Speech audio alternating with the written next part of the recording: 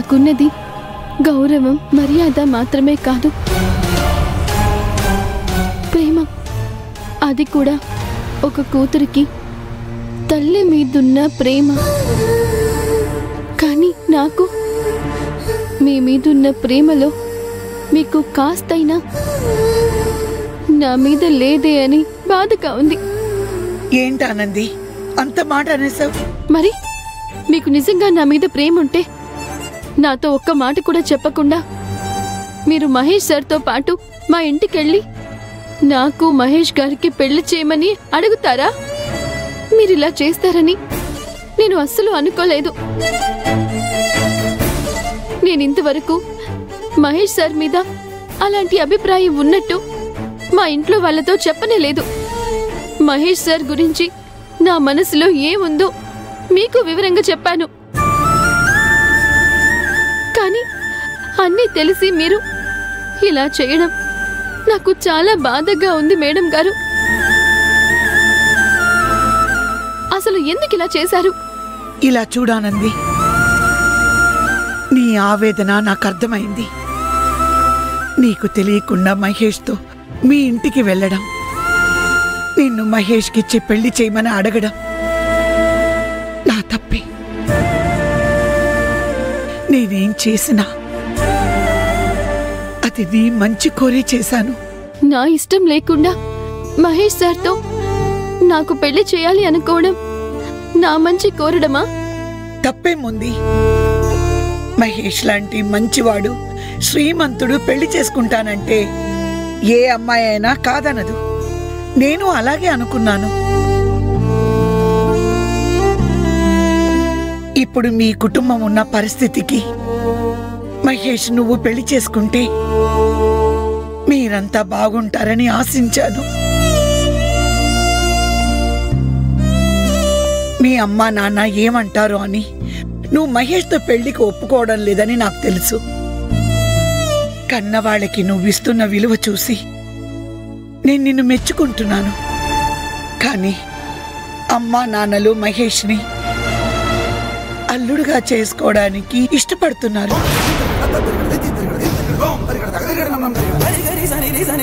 మహేష్ని పెళ్లి చేసుకోవడానికి నువ్వెందుకు ఇంత భయపడుతున్నావు నాకు అర్థం కావడం లేదు. అశ్విన్, ఆనంది నువ్వు చెప్తేనే వింటుంది, చెప్పొచ్చు కదా. తను నోరు తెరిచి ఏది చెప్పడు. అలా చెప్పి ఉంటే, కొన్ని నిజాలు బయటికి మాట్లాడుంటే ఇవాళ ఈ సమస్య వచ్చేదే కాదు. మీలాంటి పెద్దవాళ్ళకి సంజాయిషి ఇచ్చుకునే అవసరం నాకు వచ్చేదే కాదు. నువ్వనేదేంటో నాకు అర్థం కావడం లేదు. మాట్లాడవేంటి అశ్విన్? ఈ విషయంలో వెనక్కి తగ్గేదే లేదు అన్నావు. సమయం వచ్చిందిగా, చెప్పు. నేను ఇక్కడికి వచ్చింది మీ ఇద్దరి మధ్య గొడవ తీర్చడానికి కాదు, మహేష్ని పెళ్లి చేసుకోవడానికి నీకొచ్చిన అడ్డేమిటని అడగడానికి. నేను ప్రేమిస్తున్నాను కాబట్టి, నేను ప్రేమిస్తున్నాను కాబట్టి, నేను ప్రేమిస్తున్నాను కాబట్టి.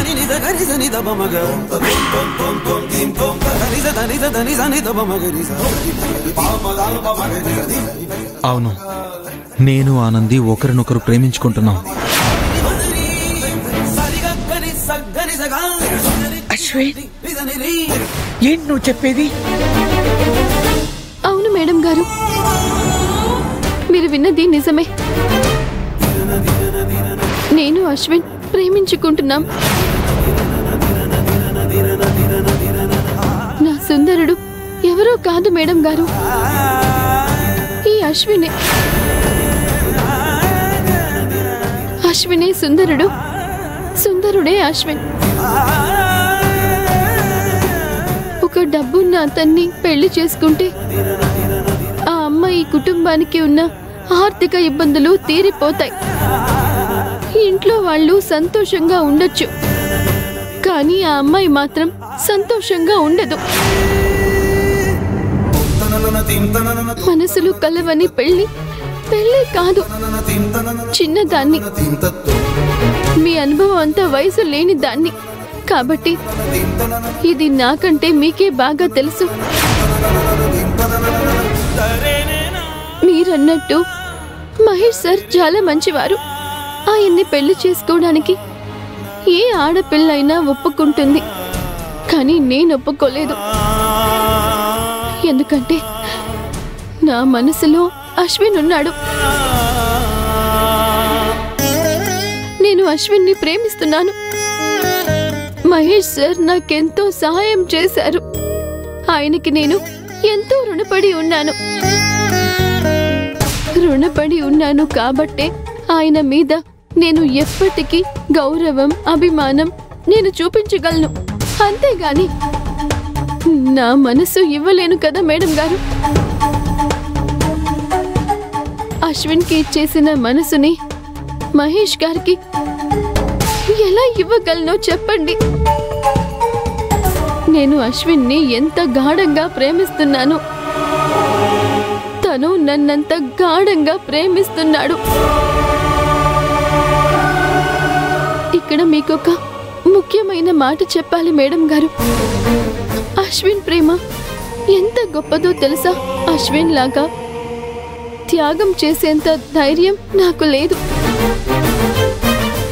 మహేష్ సార్ నన్ను ప్రేమిస్తున్నారు అని తెలిసి నేను ఆయన్ని పెళ్లి చేసుకుంటే నాతో పాటు నా కుటుంబం కూడా సంతోషంగా ఉంటుంది అని తన ప్రేమని త్యాగం చేసి బంగ్లాదేశ్కి వెళ్ళడానికి సిద్ధపడ్డాడు. నేను మహేష్ సార్ని పెళ్లి చేసుకుంటే నా భవిష్యత్తు బాగుంటుందని మీరు, మా అమ్మ నాన్న నా మీద చూపిస్తున్న ఈ ప్రేమ కంటే నా సంతోషం కోసం తన ప్రేమనే త్యాగం చేయాలి అనుకున్న అశ్విన్ ప్రేమే నా దృష్టిలో గొప్పది. నా మీదున్న ప్రేమని చంపుకోలేక, నన్ను వదిలి వెళ్ళలేక అశ్విన్ మానసికంగా ఎంత బాధపడ్డాడో నాకు మాత్రమే తెలుసు. ఇప్పుడు కూడా మా ప్రేమ గురించి తెలిస్తే మహేష్ సార్ ఎంత విలువిలాడిపోతారోనని ప్రతి క్షణం భయపడుతున్నాడు. ఎవరెన్ని చెప్పినా నా అశ్విన్ని వదులుకోవడానికి నేను సిద్ధంగా లేను మేడం గారు. ప్రేమలో పడ్డ వాళ్ళు అందమైన కలలు కంటూ ఉంటారు అంటారు. కానీ ఆ విధి చిన్న చూపు చూస్తోందో మా దురదృష్టమో తెలియదు. కానీ తనే సుందరుడు అని తెలిసినప్పటి నుంచి మేము కన్నీళ్లే పెట్టుకుంటున్నాం.